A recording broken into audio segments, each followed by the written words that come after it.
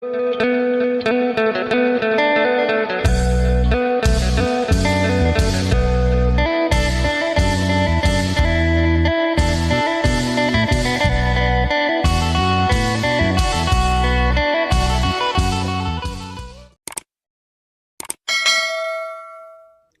สบายดีและสวัสดีพ่อแม่พี่น้อง FC กันมืดสุขูสุคนบ่ว่าทางฝั่งลาวทางฝั่งไทยหรือต่างประเทศ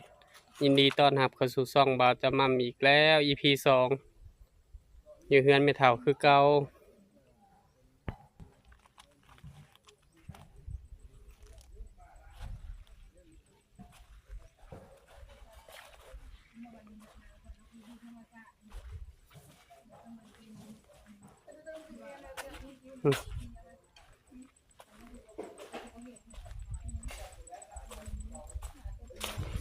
เข้าไปหาสร้างเปลี่ยน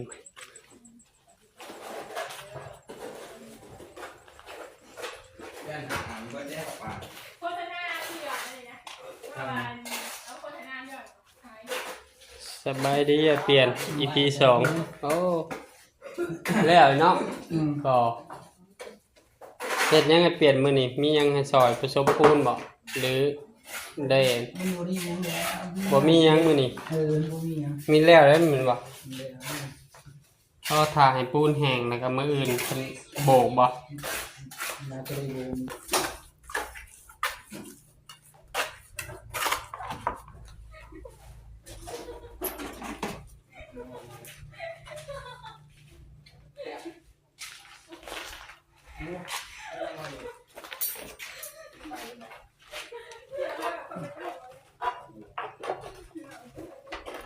เจ้ากินข้าวเช้ากับหยัง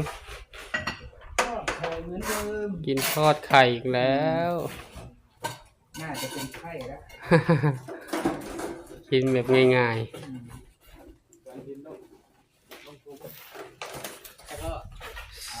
สบายดีเบาเก่งสบายดีสร้างวันทองคนรอโอ้โหเสร็จเรียบร้อยแล้ว ใช่สองแฮสามบอกอ้าวโอ้ยจะโพกันเลยฮักแหละ เออ จับเลย มีอยู่ตู้เชื่อมนะคันเด็กมันฮะเชื่อมได้อยู่ตี้ไฟอั่นบ่าวทองวัน ให้บนถึงไฟมันบอกเธอ โอ้ยได้220ค่ะได้ บ่ได้แกบ่ได้เขาบอกอยู่ ฮะ เขาบอกวันแกบ่ได้มันนั่นแผลจ้า บ่ จ้าข้ามันบ่ถึง 220 เขาบอกเอาอีก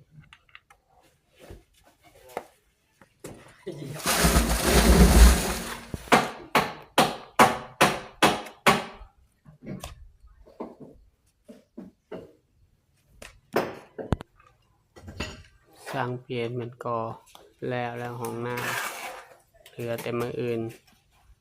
เป็นสาบ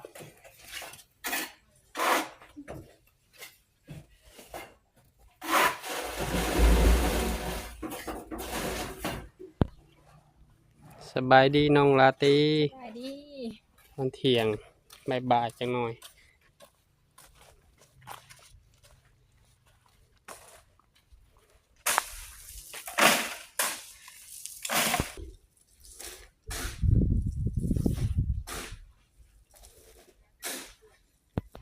เพิ่นว่าจะสร้างห้องน้ำแล้วก่อนสร้างเปลี่ยนมัน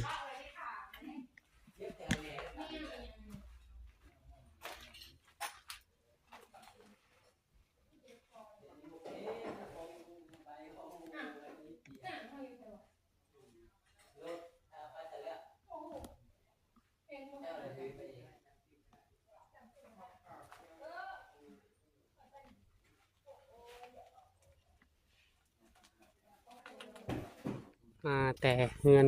ไม่ตู้คำสบายดีพ่อเฒ่า สวัสดี โอ้แล้วบ่มื้อนี้ฮอดครึ่งหนึงแล้วบ่ พัดผ่านทั้งแล้ว อ๋อ มันพักพ่อเล่นแดด โดยสบายดีน้องสา สบายดี เพิ่นมาเฮ็ดกินให้ประตูมาขวดทานซอยพ่อเฒ่าวะ แมนเสียงแหบ ป่นกบ แม่นเมื่อมขึ้นจับกบได้ตัวใหญ่เด้อ โอ้ มันแหลนมันหลัดหนาโดดแหลนเฮาก็เลยไปหลายมันจะเบิ่ง ปลาพอดี แจ๋วก็พอดีกินเลย ปนกบ ก้อนก้อน โดย แล้ว อื ได้ ม จบ ปนกบกินตอนเที่ยง อันนี้ก็12 โมงล่ะ โอ้ตัวโม่วันนี้ แม่12 โมงเลยเราจะมั่งก็เอาไปสายไปซากให้เขาเฒ่าคูณแม่เฒ่าเพิ่นก็เก็บยานางไปเก็บยานางซอยแม่เฒ่าเรียกบ่หลายอ้ายก็เลยมามีแต่เพิ่นก่อแล้วก่อห้องน้ำที่แบบห้องน้ำ เพิ่น เพิ่นพักพร พอแล้วเลยโลแล้วเลยน้อง ยังมีแต่เขาก่อห้องน้ำให้มันสุด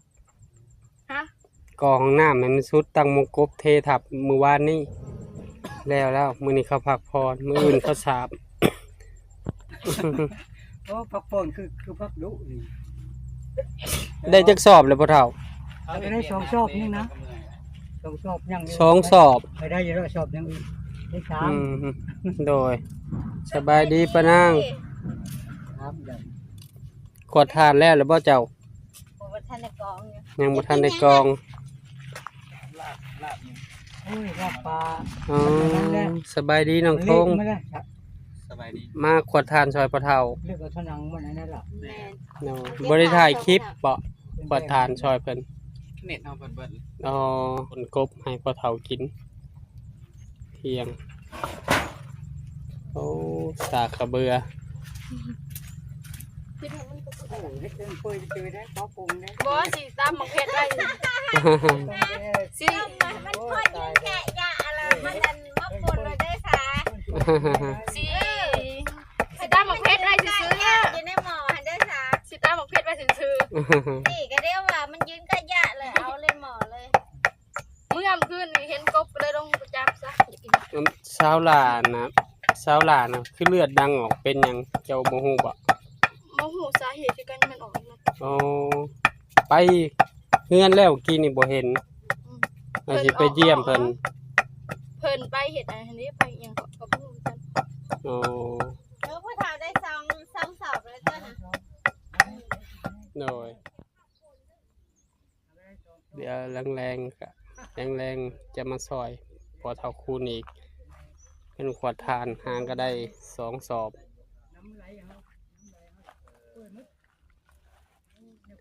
ฝากพ่อๆแม่ๆนะเป็นกำลังใจพอเท่าคูณนะแม่เท่าคำเนี่ยเด้อมาฮอดนี้บ่าวจะมั่มก็ขอบบุญขอบคุณพ่อๆแม่ๆพี่ๆนะ ที่เบิ่งคลิปบ่าวจะมั่มแต่ต้นจนจบโดยบ่ขามโฆษณาเพื่อเป็นกำลังใจ ให้บ่าวจะมั่มเฮ็ดคลิปใหม่ๆออกมาให้พ่อแม่พี่น้องนะครับได้ชมขอให้พ่อแม่ FC ทุกท่านจงมีสุขภาพร่างกายแข็งแรงปราศจากโรคภัยไข้เจ็บคิดสิ่งใดได้สิ่งนั้นสมความมุ่งมั่นปรารถนาไปใส่มาใส่ก็ขอให้แคล้วขาดปลอดภัยเด้อฝากซ่องบ่าวจะมั่มเด้อฝากเป็นกำลังใจบ่าวจะมั่มกดติดตามบ่าวจะมั่ม กดไลค์กดแชร์อย่าลืมกดกระดิ่งเพื่อบ่พลาดคลิปใหม่ๆของบ่าวจะมั่มบ่าวจะมั่มจะขอตัวลาพ่อแม่พี่น้องไปก่อน ขอกล่าวคำว่าสบายดีสบายดีสาวเวนามาแต่ซื้อน้ำแข็งสบายดีเด้อสาวเวนาเอา